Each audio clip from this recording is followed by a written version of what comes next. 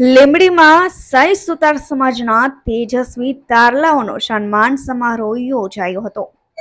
લીંબડી શહેરમાં ઝાલાવાડી સમસ્ત સાઈ સુથાર જ્ઞાતિના બાલ મંદિરથી લઈ કોલેજ સુધીના તેજસ્વી વિદ્યાર્થીઓને પ્રમાણપત્ર અને મોમેન્ટો આપી સન્માનિત કરવામાં આવ્યા હતા. સમાજના મહાનુભાવો અને આગેવાનોના હસ્તે તેજસ્વી વિદ્યાર્થીઓનું સન્માન કરવામાં આવ્યું હતું. આ ઇનામ વિતરણ અને સન્માન સમારોહમાં ઉપસ્થિત મહાનુભાવોએ સમાજમાં કન્યા કેળવણીને વધુ વેગવંતી બનાવવા માટે દીકરી તેમજ દીકરાઓને ઉચ્ચ શિક્ષણ સુધી અભ્યાસ માટે અપીલ કરી હતી.